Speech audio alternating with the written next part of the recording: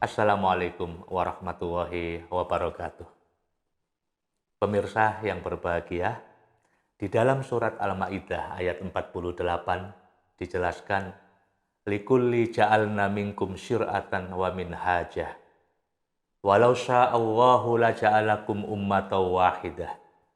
Walakin liyabluwakum fima atakum. Fastabiqul khairat. Ilallahi marji'ukum jami'ah. Fayunabbi'ukum bima kuntum fihi tahtalifun. Allah menjelaskan di dalam surat Al-Maidah ayat 48 ini, sekiranya Allah menghendaki, maka umat manusia di muka bumi ini dijadikan umat yang satu. Walakin liyabluwakum fima atakum, tetapi Allah hendak menguji kalian dengan pemberiannya yang berbeda-beda itu.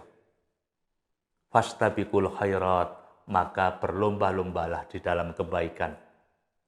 Ilallahi marji'ukum jami'ah fayunabbi'ukum bima kuntum fihi tahtalifun.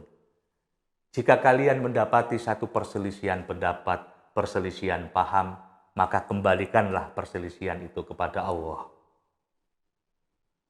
Para pemirsa, ayat ini sungguh memberikan pemahaman kepada umat manusia bahwa agama yang berbeda-beda, syariat yang berbeda-beda, itu merupakan sunnatullah.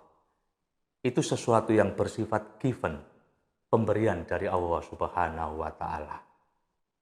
Karena itu, tidak mungkin Allah memberikan hanya satu agama saja.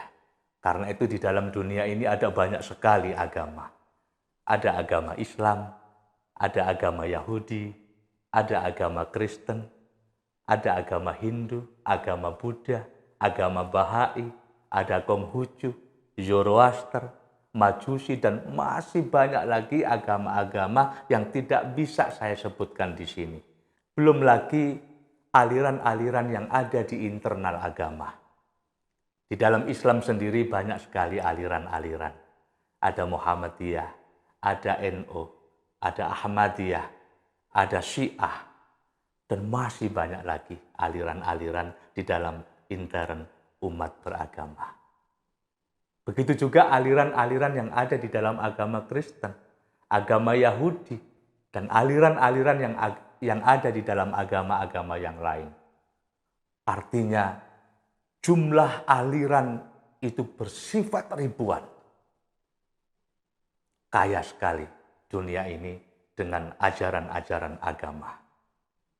Karena itu pemirsa, saya meyakini semua agama pastinya akan mengajarkan satu kebaikan. Alangkah indahnya kehidupan di dunia ini jika kita tidak mudah mengklaim bahwa keyakinan saya itu benar, keyakinan kelompok tertentu itu benar, keyakinan kelompok agama Islam itu benar, tetapi tidak menghakimi kelompok-kelompok yang lain sebagai sesuatu yang bersifat sesat. Ahmadiyah punya keyakinannya sendiri, Syiah punya keyakinannya sendiri, Al-Wahidiyah punya keyakinannya sendiri, dan keyakinan-keyakinan yang mereka yakini sebagai jalan menuju Sang Pencipta, sebagai jalan menuju Sang Kholik. Biarpun kita tidak setuju misalnya dengan keyakinan-keyakinan agama yang lain, kita tidak dibolehkan untuk menghakimi keyakinan orang lain sebagai sesuatu yang salah, apalagi kita melakukan satu tindakan kekerasan atas nama Islam yang kita yakini sebagai sebuah kebenaran. Islam memang satu, tetapi pemahaman terhadap Islam itu tentu tidak satu. Penafsiran terhadap Islam pun juga tidak satu. Ada konteks-konteks tertentu di mana penafsiran kita terhadap sebuah agama itu menjadi berbeda antara satu dengan yang lain. Banyak sekali mufasir, antara satu mufasir dengan mufasir yang lain juga mempunyai pemahaman yang berbeda-beda. Karena itu kita harus menghidupkan teologi kerukunan umat beragama. Di dalam surat Al-Kafirun dijelaskan di sana, bagiku agamaku, bagimu agamamu. Dan banyak sekali ayat-ayat di dalam Al-Quran yang mengajarkan sikap toleransi, nilai-nilai toleransi untuk bagaimana kita bisa menerima perbedaan. Kita harus bingkai satu slogan yang membuat kita supaya bisa hidup rukun dan damai. Bersaudara dalam perbedaan dan berbeda dalam persaudaraan. Yakinlah bahwa semua agama pada akhirnya akan bermuara kepada satu tujuan yang sama. Syariat Islam boleh berbeda dengan syariat-syariat agama yang lain. Tetapi secara esensial, ajaran-ajaran kemanusiaan, ajaran-ajaran tentang nilai-nilai luhur kemanusiaan itu sama. Kalau kita bertetangga, di situ ada orang Kristen, ada orang Hindu, ada orang Buddha, kita bisa bekerja sama dalam hal-hal yang bersifat kemanusiaan. Gotong royong, membangun rumah, membangun jembatan. Kita tidak perlu bertanya kepada mereka, agamamu apa? Aliranmu apa? Itu adalah sesuatu hal yang tidak penting. Tapi semua umat beragama berduyun-duyun untuk membangun satu misi kemanusiaan universal. Kalau mereka sakit, kita jenguk. Kalau mereka membutuhkan pertolongan, kita juga memberikan bantuan pertolongan kepada mereka. Karena sesungguhnya itulah ajaran-ajaran agama yang paling esensial. Di dalam Islam ada banyak sekali istilah-istilah. Ada istilah ukhuwah Islamiyah. Bagaimana kita membangun persaudaraan antar umat Islam.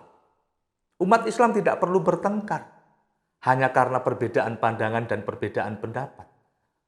Umat Islam tidak perlu melakukan satu tindakan kekerasan hanya karena pandangan mereka berbeda dengan kita. Kita tidak perlu mengklaim bahwa keyakinan kita benar, keyakinan mereka salah. Karena keyakinan mereka salah, lalu kemudian kita melakukan satu tindakan kekerasan. Karena itu kita harus mewujudkan ukhuwah Islamiyah, persaudaraan antar umat Islam yang di situ banyak sekali aliran. Kita harus menjunjung tinggi nilai-nilai kemanusiaan. Betapa indahnya kalau kehidupan itu bisa seperti itu. Yang kedua adalah ukhuwah insaniyah, persaudaraan antar sesama manusia. Semua manusia di dunia ini bersaudara. Karena itu membangun persaudaraan antar sesama manusia tanpa membeda-bedakan suku, bahasa, etnis, dan agama. Betapa indahnya. Dan itulah sesungguhnya yang diajarkan di dalam Al-Quran surat Al-Hujurat ayat 13. Ya ayuhan nas, inna khalaqnakum min dzakarin wa untha wa ja'alnakum syu'uban wa qabaila lita'arafu. Inna akramakum indallahi atqakum. Sesungguhnya aku ciptakan dari kamu seorang laki-laki dan seorang perempuan. Dan aku jadikan kamu bersuku-suku, berbangsa-bangsa, supaya kalian saling mengenal. Yang berkulit putih, yang berkulit hitam, yang berkulit sawo matang, mereka adalah manusia. Bahasa mereka berbeda, kulit mereka berbeda, suku mereka berbeda, etnis mereka berbeda. Tapi kita dibingkai dalam satu persaudaraan, yaitu persaudaraan antar sesama manusia. Tuhan sendiri tidak membeda-bedakan.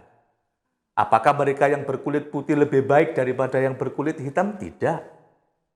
Apakah mereka yang bermata sipit dengan yang bermata lebar kayak saya begini? Tuhan lebih memilih orang yang matanya sipit? Tidak. Dan kita saling mengenal. Ada perjumpaan kultural, ada perjumpaan budaya. Kalau hidup bisa saling memahami, saling mengerti, saling bekerja sama, alangkah indahnya. Dan di dalam ayat itu dijelaskan, inna akramakum indallahi atqakum. Dan sesungguhnya yang paling mulia di antara kamu di sisi Tuhanmu adalah orang-orang yang bertakwa. Karena Tuhan tidak melihat wajah cantikmu. Tuhan tidak melihat wajah gantengmu kayak saya ini. Tapi yang dilihat oleh Tuhan adalah nilai ketakwaanmu. Sesungguhnya ajaran agama itu indah kok. menjadi tidak indah, menjadi beringas itu kan karena egoisme kita sebagai umat beragama. Dan berikutnya adalah ukhuwah watoniyah, persaudaraan yang diikat oleh nilai-nilai kebangsaan. Indonesia ini mewariskan keragaman, Indonesia ini mewariskan kemajemukan. Keragaman, kemajemukan, perbedaan inilah yang harus kita jaga bersama dari Sabang sampai Merauke. Kita diikat oleh nilai-nilai kebangsaan yang sama, ideologi yang sama, yaitu Pancasila. Karena itu kita tidak boleh menawarkan satu ideologi yang lain yang bertentangan dengan Pancasila. Ideologi-ideologi seperti khilafah Islamiyah, ideologi-ideologi seperti pemerintahan Islam itu jelas bertentangan dengan nilai-nilai Pancasila. Sebab sejatinya semua agama tidak ada satupun yang bertentangan dengan nilai-nilai Pancasila. Dan Pancasila adalah objektifikasi dari agama-agama itu sendiri. Dari mulai sila pertama sampai sila kelima, tak satupun yang bertentangan dengan agama. Kita dirajut oleh nilai-nilai kebangsaan. Karena itu, mari kita jaga ukhuwah Islamiyah, ukhuwah Insaniyah, dan ukhuwah watoniyah.